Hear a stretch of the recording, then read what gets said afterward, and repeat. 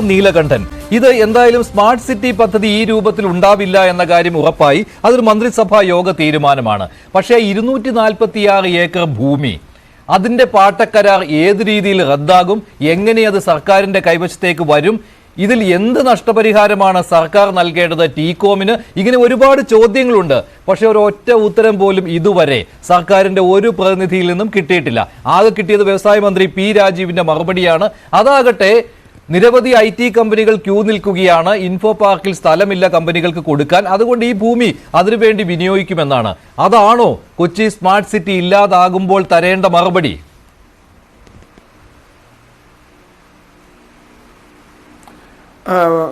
മഞ്ജുഷ, ഒരു കാര്യം, smart city പദ്ധതി ഉമ്മൻചാണ്ടി സർക്കാരിൻ്റെ കാലത്ത് ശ്രീ PK കുഞ്ഞാലിക്കുട്ടി അന്ന് വ്യവസായ മന്ത്രിയാണ്. അത് പ്രഖ്യാപിക്കുന്ന സമയത്ത് ഞങ്ങളിവിടെ, ഞാൻ തൃക്കാക്കരക്കാരനാണ്, എൻ്റെ നാട്ടിലാണിത് വരുന്നത്, ഞങ്ങൾ ആദ്യം വെച്ച ഒരു ബോർഡ് ആരാണ് സ്മാർട്ട് എന്നായിരുന്നു.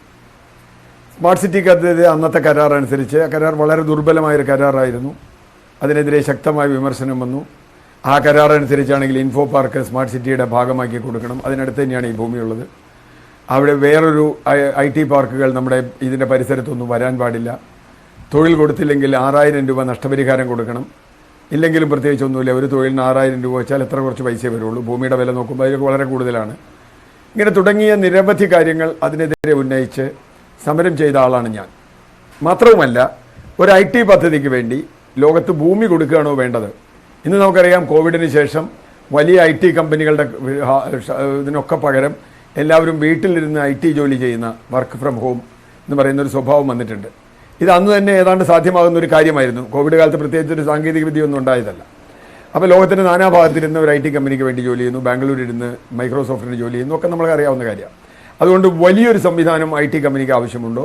കുറച്ച് ചെറിയ കെട്ടിടങ്ങൾ, അതുപോലെയുള്ള പ്രാഥമിക സൗകര്യങ്ങൾ പോലെ ഇത്തരം ചോദ്യങ്ങളെന്ന് ചോദിച്ചു. ഒരു പരിധിവരെ ചോദ്യങ്ങൾക്കൊപ്പം നിന്ന ആളാണ് VS അച്യുതാനന്ദൻ. CPM പൂർണ്ണമായും അതിനോട് കൂടെ നിന്നില്ല. പാർട്ടി എന്ന നിലയിൽ CPM ഇൻഫോ പാർക്ക് വിട്ടുകൊടുക്കരുത് എന്ന ഒറ്റ വാശി മാത്രമാണ് CPMനുണ്ടായിരുന്നത്. ഏതായാലും ആ പദ്ധതി വന്നില്ല. 2007 VS അച്യുതാനന്ദൻ സർക്കാർ സ്മാർട്ട് സിറ്റിയെ കരാർ ഒപ്പിട്ടു. ആ കരാർ പൂർണ്ണമായി നമുക്ക് സമ്മതമല്ലെങ്കിലും മേൽപ്പറഞ്ഞ നിരവധി ചോദ്യങ്ങൾക്ക് അതിൽ ഉത്തരമുണ്ടായിരുന്നു. അതിലൊന്നാമത്തെ കാര്യം, 88 ലക്ഷം സ്ക്വയർ ഫീറ്റ് കെട്ടിടം നിർമ്മിക്കണം, അതിൽ 70% ITക്ക് ഉപയോഗിക്കണം തുടങ്ങിയ നിർബന്ധിത വ്യവസ്ഥകളുണ്ടായിരുന്നു. അതുകൂടാതെ തന്നെ ഏത് കരാറിലും രണ്ട് സ്ഥാപനങ്ങൾ തമ്മിലൊരു കരാർ വയ്ക്കുമ്പോൾ അതിലുള്ള വ്യവസ്ഥകൾ പലതുമുണ്ട്. അതിലേറ്റവും പ്രധാനപ്പെട്ട ഒരു വ്യവസ്ഥ, ഇതിൽ ആരെങ്കിലും ഓരോരുത്തരുടെയും കടമ എന്താണ്, ഓരോരുത്തരും ചെയ്യേണ്ട ജോലികൾ എന്താണ്, ഏത് കടമയാണ് ലംഘിച്ചാൽ എന്താണ് ചെയ്യുക. അപ്പോൾ ഇതിൽ തന്നെ ഏറ്റവും ഞാൻ ഒരുപാട് ചർച്ചാ പത്രങ്ങളൊക്കെ വന്നതാണ് 7.1 എന്ന് പറയുന്ന സെക്ഷൻ പറയുന്നത് കേരള ഗവൺമെൻറ് ചെയ്യേണ്ട കാര്യങ്ങൾ ചെയ്തില്ലെങ്കിൽ എന്ത് ചെയ്യണം, എന്താണ് ടീകോമിനുള്ള റെമഡീസ് എന്ന് പറയുന്നുണ്ട്. ടീകോം എന്താണ് അത് ചെയ്യേണ്ടത്, സ്പെസിഫിക് പെർഫോമൻസും അതുപോലെയുള്ള ആക്റ്റൊക്കെ അനുസരിച്ച്. അതുപോലെ തന്നെ ടീകോം എന്ത് ചെയ്യണം, ടീകോം ചെയ്യേണ്ടത് എന്താണ്, 10 വർഷത്തിനകം ഇത്രയും കെട്ടിടം നിർമ്മിക്കണം, ഇത്രയും തൊഴിൽ കൊടുക്കണം, അതിനുവേണ്ട മറ്റ് സൗകര്യങ്ങൾ ഉണ്ടാക്കണം, ഇതൊക്കെ ടീകോം ചെയ്യണം. ഈ കരാർ ഒപ്പിട്ടത് 2007 അപ്പോൾ 2015 ഉമ്മൻചാണ്ടി സർക്കാർ അതിൻ്റെ ഒന്നാം ഘട്ടം 6 ലക്ഷം സ്ക്വയർ ഫീറ്റ് കെട്ടിടമായി എന്ന് പറഞ്ഞ് ഉദ്ഘാടനം ചെയ്യുന്നത്. അത് ബഹിഷ്കരിച്ച ആളുകളാണ് LDF. അതൊരു വശം. രണ്ടാമത്തെ കാര്യം, അന്ന് തന്നെ അതിൽ പണിത കെട്ടിടം അതിനുവേണ്ടി ആയിരുന്നു, ITക്ക് വേണ്ടിയായിരുന്നു. അതൊരു ഗോപുരം പോലെ ഒരു കെട്ടിടം. IT അവിടെ വന്നത് ഒരു തുണിക്കടയും ഒരു ബോട്ടിക് എന്ന് നമുക്ക് പറയാം, തയ്യൽക്കട എന്ന് പറഞ്ഞുകൂടാ, ഒരു ബാർബർ ഷാപ്പും അങ്ങനെ പറഞ്ഞുകൂടാ, നമുക്കതൊരു എന്താ പറയുക, ബ്യൂട്ടി പാർലറും ഒക്കെ ആയിരുന്നു അവിടെ വന്നിരുന്നത്. വേറെ കമ്പനിയൊന്നും വന്നില്ല. ഞാൻ അതിൻ്റെ മുമ്പിൽ കൂടെ തേരാപാരം നടക്കുന്ന ഒരാളാണ്. വേറെ കാര്യമായൊരു കമ്പനി അവിടെ വന്നില്ല.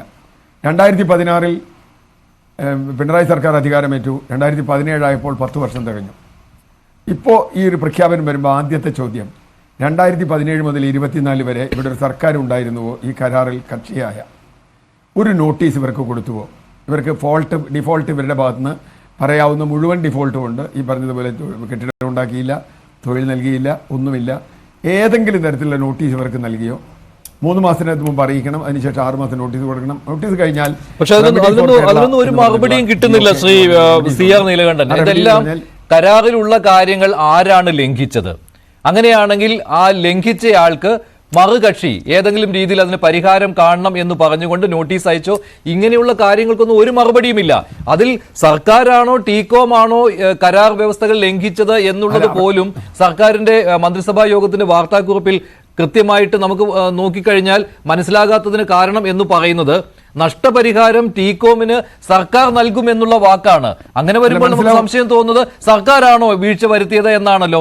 പക്ഷെ അതിൽ പറയുന്നുമുണ്ട് ടീകോം പിന്മാറുന്നു എന്നുള്ള കാര്യം, അതിനുള്ള അപേക്ഷ ടീകോം നൽകിയിരുന്നു എന്നുള്ള കാര്യവും പറയുന്നുണ്ട്. അപ്പോൾ ഇങ്ങനെ അവ്യക്തമായ ഒരു ഘട്ടത്തിൽ കൊണ്ടുവന്ന് എത്തിച്ചിരിക്കുകയാണ് സർക്കാർ.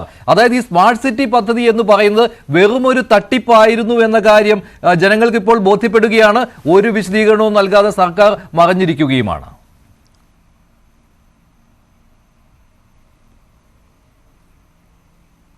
അല്ല മഞ്ജുഷ, ഹലോ, കേൾക്കാം, പറഞ്ഞോളൂ. ഒരു കാര്യം കൂടി കേൾക്കുന്നുണ്ടോ? കേൾക്കുന്നുണ്ട്, പറഞ്ഞോളൂ. അതായത് ഈ മഞ്ജുഷ പറഞ്ഞ പോലെ ഒരു സംശയം അതിലില്ല. ഒരു സംശയം അതിലില്ല. എന്താ കാര്യം? സർക്കാർ അങ്ങോട്ട് നഷ്ടപരിഹാരം കൊടുക്കാമെന്ന് കേരളത്തിന്റെ മന്ത്രിസഭയാണ് തീരുമാനിച്ചിട്ടുള്ളത്.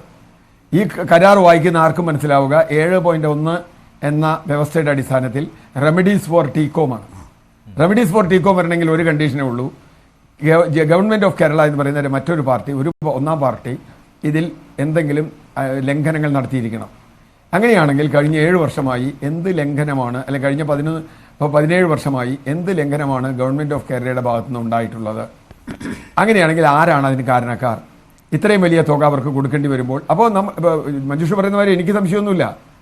ഈ മന്ത്രിസഭാ യോഗത്തിന്റെ തീരുമാനം വായിക്കുന്ന ആർക്കും മനസ്സിലാവുന്ന ഒരു കാര്യം, ഗവൺമെന്റ് ഓഫ് കേരള എന്തോ വലിയൊരു മിസ്റ്റേക്ക് ചെയ്തു. പക്ഷെ അങ്ങനെയല്ലല്ലോ, നമുക്ക് പ്രത്യക്ഷത്തിൽ കാര്യങ്ങൾ നോക്കുമ്പോൾ അവിടെ ടീകോം അവിടെ വീഴ്ച വരുത്തി എന്നുള്ളതാണല്ലോ. അവർ